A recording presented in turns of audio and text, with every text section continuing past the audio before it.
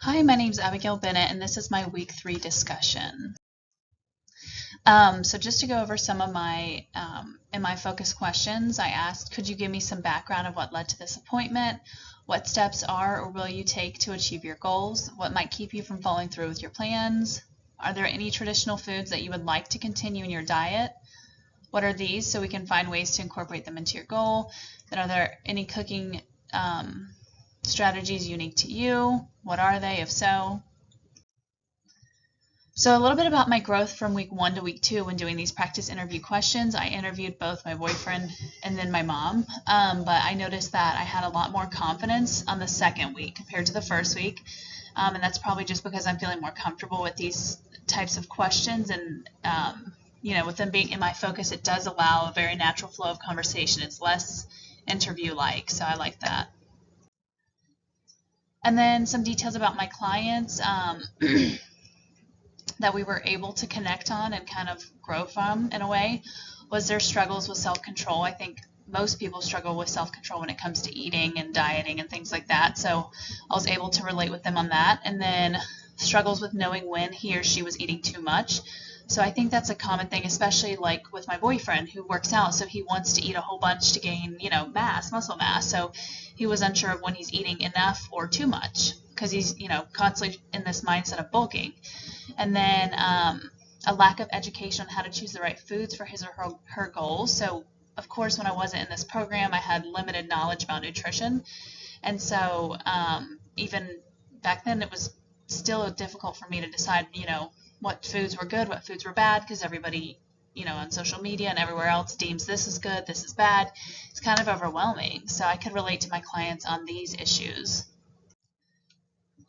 So some interpersonal connection strategies that I used while doing the MI Focus interviews was to communicate effectively, understanding that sometimes less words is more. Keeping it pretty simple also is a good thing, not overcomplicating it.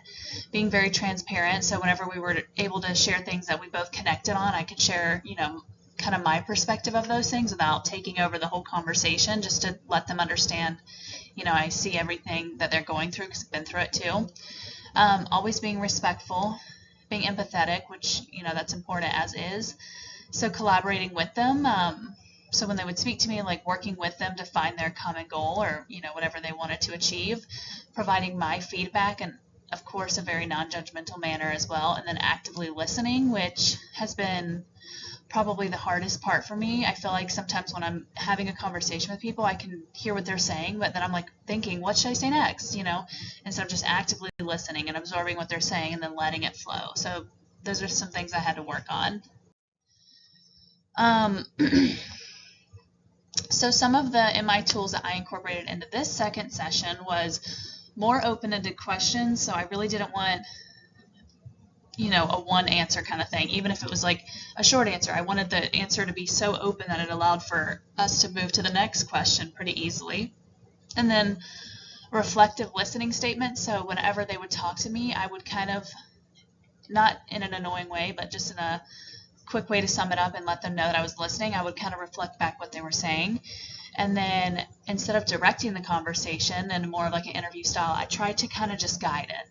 Like let them feel like they were the ones talking to me instead of vice versa. And then some of the positive feedback that I did notice during the session was that my clients were both receptive to the questions. They were very open with me.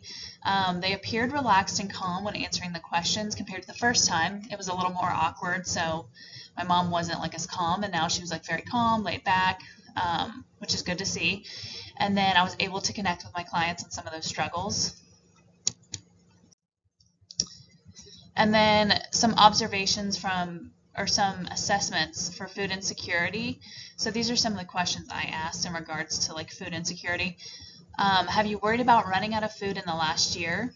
If so, what foods do you worry about running out of the most? And I asked about the specific foods because I wanted to know, is it meat? Is it grains? Like, is it the super expensive things? Is it the produce in your area? Like, I'm trying to determine what's more expensive in the different areas because one lives in Tampa, one lives in, Arcadia, small town. So pricing is different for groceries.